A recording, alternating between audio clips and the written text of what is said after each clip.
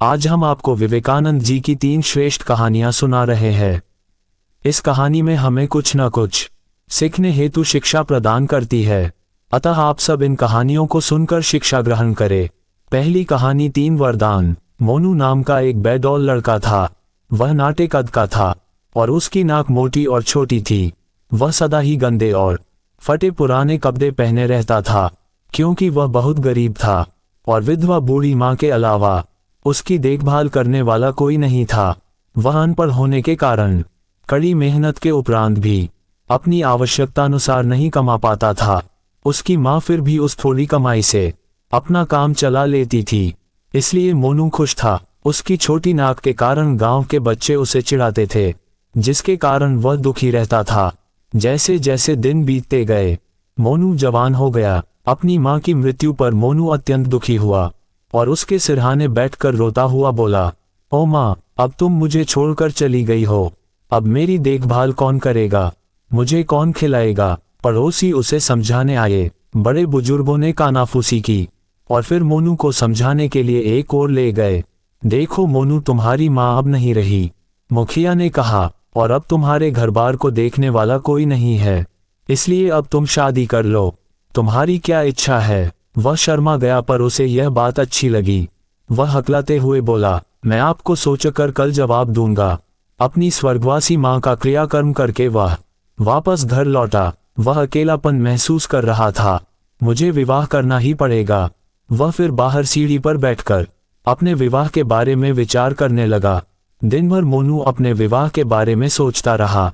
उसने सोचा कि मुझे किसी सुंदर लड़की से विवाह करना चाहिए, पर दूसरे ही क्षण उसे विचार आया, यदि वह भी इन शैतान बच्चों की तरह मेरी छोटी नाक पर हंसेगी तो ना बाबा ना, मैं तो सुंदर लड़की से विवाह नहीं करूंगा। वह दोबारा सोचने लगा और काफी समय बाद इस नतीजे पर पहुंचा। दूसरे ही दिन वह मुखिया से मिला और आदरपूर्वक कहा, मैं शादी के लिए तैयार हूं, पर उस लड़की की भी छोटी सी नाक होनी चाहिए। उस वृद्ध आदमी ने पूछा, पर मोनू, तुम ऐसी पसंद क्यों कर रहे हो? मोनू जमीन में अपनी नजर गड़ाता हुआ बोला, नहीं तो साहब, वह मेरी छोटी नाक की हंसी उड़ाएगी। वह बुजुर्ग मुस्कुराता हुआ बोला, खैर मोनू, मैं प्रसन्न हूं कि तुम शादी के लिए तैयार हो गए हो। मैं तुम्हारे लिए तुम्हारी पसंद की लड़की ढूंढने की चेष्टा करूंगा। एक दूर गांव में छोटी नाक वाली उपयुक्त कन्या ढूंढी गई और मोनू उससे शादी करके बड़ा खुश हुआ। पर उसका ये सुख क्षणिक था, क्योंकि अब गांव के बच्चे उन्हें नटखटे पति पत्नी कहकर चिढ़ाते लगे। मोनू ने उन्हें समझाने की भरसक कोशिश की। उसने अपनी बाँह चढ़ाकर गलियों में उनका पीछा किया। उनके माता पिता से शिकायत भी की, पर कोई फायदा नहीं हुआ। एक रात को वह बैठा बैठा मन ही मन सोचने लगा, नहीं, कोई भी मेरी मदद नहीं करेगा, पर मुझे गांव में अपनी हंसी उड़वाते हुए अच्छा नहीं लगता। हाय, अब मैं क्या करूं? अचानक उसे ख्याल आया, परमात्मा ने ही तो हमें ये शरीर दिया है, मुझे सहायता के लिए उससे ही प्रार्थना करनी चाहिए। इसके अलावा और कोई उपाय नहीं है। प्रसन्नता से उसने अपनी पत्नी को पुकारा और कहा, जब तक मैं वापस न आऊं, तुम घर पर ही रहना। दरवाजा अपने पीछे बंद करता हुआ वह जंगल की ओर चल दिया। घने जंगल में पहुंचकर उसे एक जमीन में गड़ा बड़ा पत्थर दिखाई दिया। उस पर बैठकर वह ईश्वर को सहायता के लिए पुकारने लगा। सारा दिन बीत गया। वह ध्यान मग्न होकर बिना हिले डुले और किसी चीज की भी परवाह किए बिना लगातार प्रार्थना करता रहा। उसकी लगन से कई देवता प्रसन्न हुए और उसके सामने प्रकट हो गए। देवता को अपने सामने देखकर मोनू का मन बाग बाग हो उठा। घुटनों के बल बैठकर हाथ जोड़कर करबद्ध निवेदन किया, प्रभु प्रभु, मुझ पर कृपा कर मेरी प्रार्थना स्वीकार करो। करुणानिधान प्रभु ने मुस्कुराते हुए उसे 3 बार गोटी फेंककर 3 वरदान मांगने को कहा। मोनू ये शुभ संवाद अपनी पत्नी को सुनाने दौड़ा।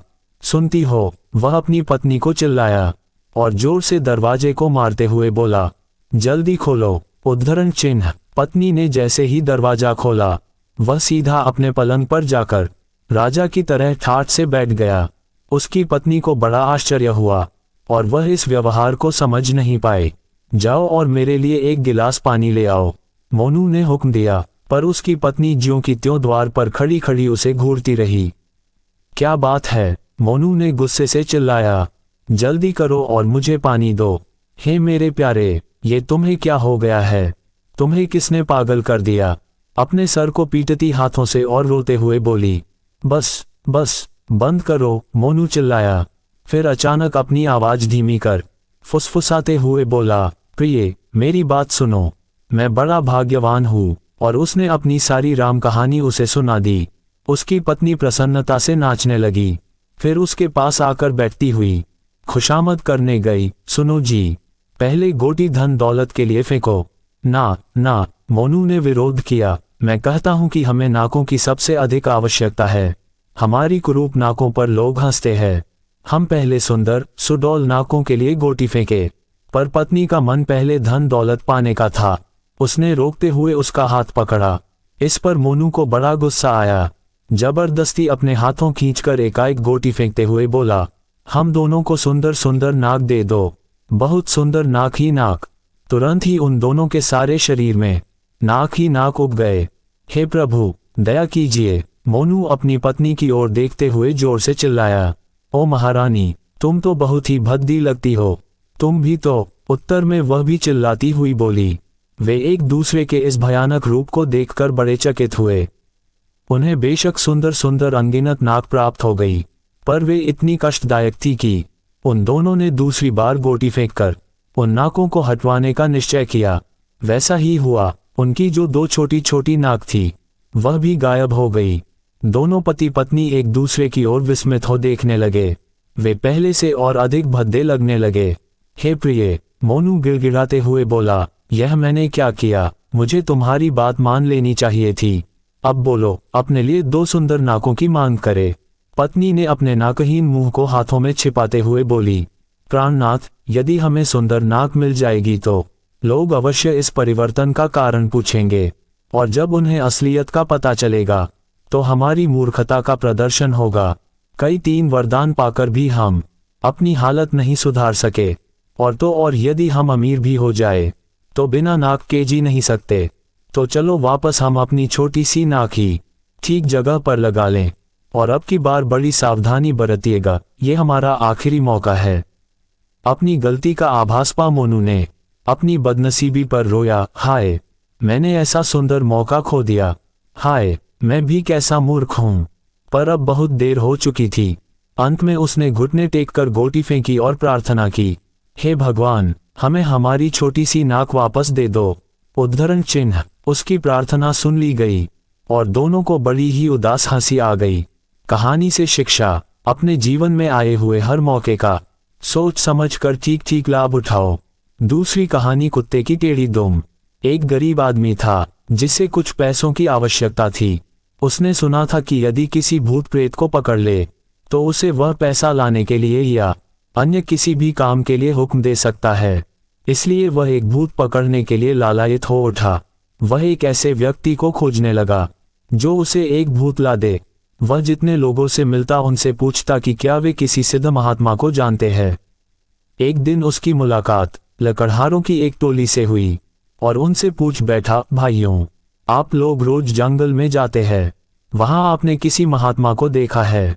एक ने उसे इशारे में बोला, हाँ भाई, हम लोग ऐसे महात्मा को जानते हैं जो जंगल में रहते हैं।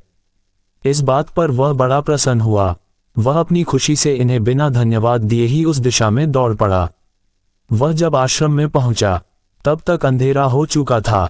एक वृद्ध साधु अपनी लंबी सी दाढ़ी और सुंदर जटाजूट में अग्नि के आगे ध्यान में बैठे थे। वह व्यक्ति उनके सामने बैठ गया और बड़े धैर्य के साथ प्रतीक्षा करने लगा। अंत में साधु ने अपनी आंखें खोली और खड़े हो गए। वह आदमी उनके पैरों को पकड़कर रोने लगा। क्यों भाई, क्या बात है? साधु आश्चर्य के साथ उससे पूछा, कौन हो तुम और क्या चाहते हो? मैं एक गरीब आदमी हूं महाराज, और मैं अपने कार्यों के लिए एक प्रेत चाहता हूं। व्यक्ति ने उत्तर दिया, आप कृपया मुझे एक ऐसे प्रेत को पकड़ने की राह बताए, यही मेरी हार्दिक इच्छा है। उद्धरण चिन्ह। साधु ने ध्यान से सारी बातें सुनी और बोले, वत्स, चिंता मत करो और घर जाओ। लेकिन वह व्यक्ति रोज साधु के पास आता। वह मानने वाला नहीं था। वह रोज आता और साधु से प्रेत प्राप्ति के लिए प्रार्थना करता। इन सब से तंग आकर साधु बोले, ये जंतर ले लो। जादू का मंत्र बोलते ही प्रेत तुम्हारे सामने आ जाएगा और जो चाहोगे वही करेगा, पर ध्यान रहे वे बड़े खतरनाक होते हैं। तुम यदि उसे काम न बता पाए तो वह तुम्हारी जान ले लेगा। उद्धरण चिन्ह। वाह, ये तो आसान है। वह बोला, मैं तो सारी जिंदगी उसे काम दे सकता हूँ। फिर वह आदमी जंगल में जाकर एक पत्थर पर बैठ गया और मंत्र का उच्चारण करने लगा। काफी देर तक निरंतर जप करते रहने पर एक बड़ा सा प्रेत उसके सामने प्रकट हुआ और गंभीर स्वर में बोला, मैं प्रेत हूँ, मुझे तुम्हारे जादू ने काबू में कर लिया है, पर तुम्हें मुझे सदैव काम में लगाए रखना होगा। जिस क्षण भी मेरे पास काम नहीं होगा मैं उसी क्षण तुम्हें मार दूंगा। वह आदमी आश्चर्यचकित हो गया और कुछ समय तक कुछ नहीं बोल पाया। कुछ देर बाद उसने अपनी इच्छा शब्दों में व्यक्त की, मेरे लिए एक महल बनाओ। उस प्रेत ने अपना हाथ घुमाया और देखते ही देखते वहां एक आलीशान महल खड़ा हो गया। महल तैयार है। प्रेत बोला, जाओ, मेरे लिए धन, जवाहरात, पैसा और सोना लाओ। वह उत्तेजना से चिल्लाया, ये लो, बहुत सारा धन दौलत। प्रेत बोला, सारा जंगल अचानक से हीरे, जवाहरात, सोने, चांदी से भर गया। ये सब देखकर वह लालची स्वरूप रहा था। उसे प्रेत की आवाज सुनाई दी, मुझे काम दो और जल्दी काम दो। तुम्हें पता है कि मैं एक पल भी खाली नहीं बैठ सकता। उद्धरण चिन्ह। उसने उस मनमोहक दृश्य से अपनी निगाहों को बड़ी जबरदस्ती हटाया और प्रेत की ओर देखकर सोचकर बोला, ए प्रेत, तुम ये जंगल काट डालो और इसकी जगह एक सुंदर सा शहर का निर्माण करो। उस शहर में सुंदर महल होने चाहिए तथा मीनारें, जलाशय, रास्ते, उद्यान इत्यादि। समझे? मैं तुरंत एक बड़ा और सुंदर शहर चाहता हूँ। उद्धरण चिन्ह। हाँ, अब की बार निश्चित ही प्रेत अपना काम इतनी जल्दी नहीं कर पाएगा, उसने मन ही मन सोचा, और इस बीच में मैं उसके लिए और कोई काम सोच लूंगा। उसका सोचना अभी जारी ही था कि इतने में वह जंगल वहां से गायब हो गया और एक सुंदर नगर उसके स्थान पर आ गया।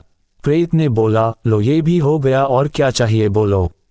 उद्धरण चिन्ह। अब उस व्यक्ति को भय होने लगा क्योंकि उसने सोचा कि अब वह उसे और कोई काम नहीं दे पाएगा।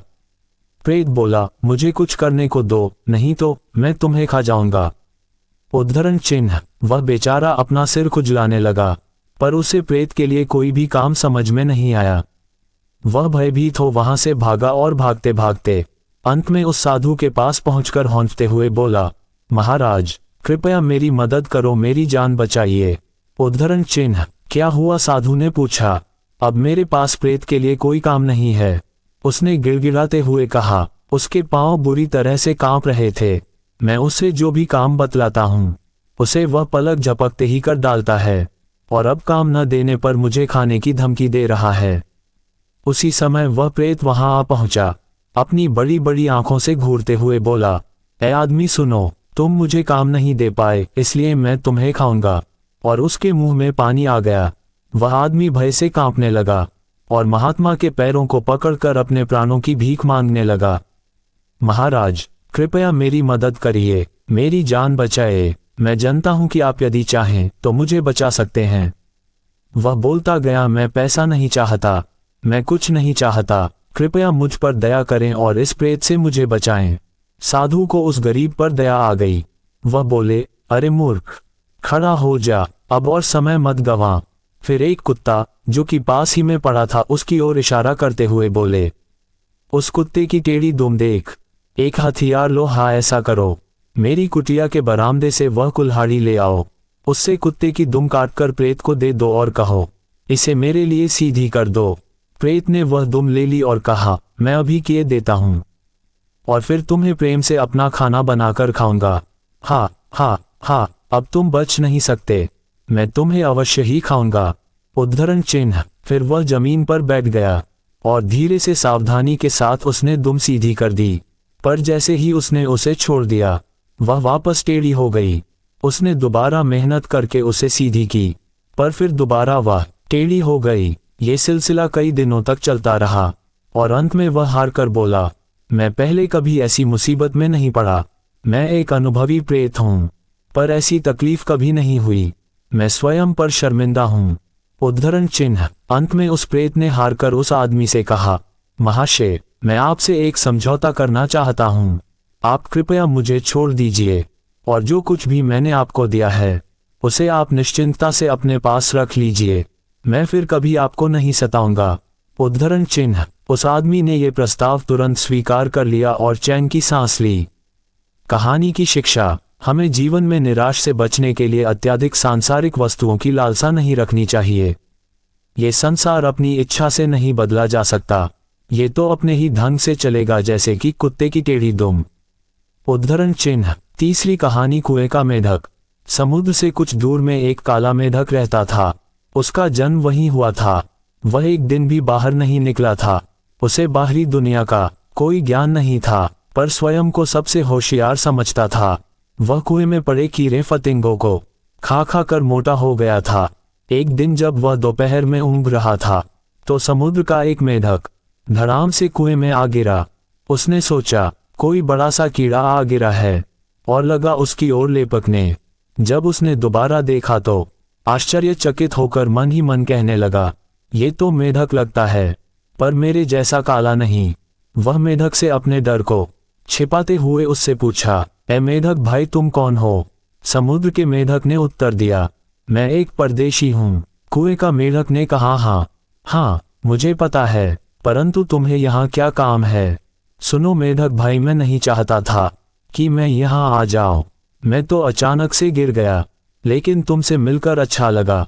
कुएं वाले मेढक जी उत्तर से संतुष्ट हुए, पर आगंतुक के बारे में और जानकारी प्राप्त करना चाहते थे। तुम कहाँ से आए हो? मैं समुद्र से आया हूँ। समुद्र कितना बड़ा है? क्या मेरे कुएं के बराबर है? वह एक जगह से कूदा दूसरे जगह और पूछा, मेरे मेढक भाई। वह मुस्कुराया और कहा, तुम समुद्र की तुलना अपनी इस छोटी सी कुएं से कैसे कर सकते हो? हमारे मेढक ने एक जगह से फिर दूसरे जगह कूदा और पूछा, क्या इतना बड़ा है समुद्र? क्या बकवास करते हो? तुम्हारे कुएं और समुद्र की कोई बराबरी नहीं। समुद्र तो तुम्हारे कुएं से कितना गुना बड़ा है। ऐसा नहीं हो सकता। नहीं, तुम झूठ बोल रहे हो। मैं तुम्हारी बात पर यकीन नहीं कर सकता। भला मेरे कुएं से बड़ा और क्या चीज हो सकती है?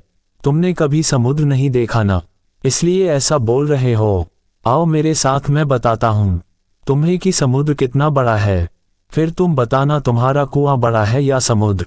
सचमुच मैं तुम्हारे साथ नहीं जाऊंगा। तुम ईमानदार नहीं हो सकते, या तुम मुझसे असहमत नहीं होते। अब आप कृपया यहाँ से चले जाएं।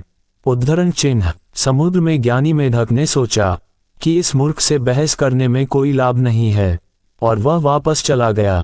हमारे मेढक जी बड़े प्रसन्न हुए और हंसकर बोले, बड़ा आया। सोचता था कि मुझे बेवकूफ बनाएगा। मेरे कुएं से कुछ बड़ा हो ही नहीं सकता। और फिर कुएं के एक कोने से दूसरे कोने में कूद गया। शिक्षा। हमें दूसरों के प्रति कुएं का मेढक जैसी भावना नहीं रखनी चाहिए। दूसरों की बातों को समझना और सराहना चाहिए। ये संस्कृति का चिन्ह है। दोस्तों, उम्मीद है कि आपको यह वीडियो पसंद आया होगा। इस पोस्ट को अपने दोस्तों और परिवार के साथ जरूर शेयर करें और वीडियो को लाइक करें, चैनल को सब्सक्राइब करें और भी ऐसे ही वीडियो देखने के लिए।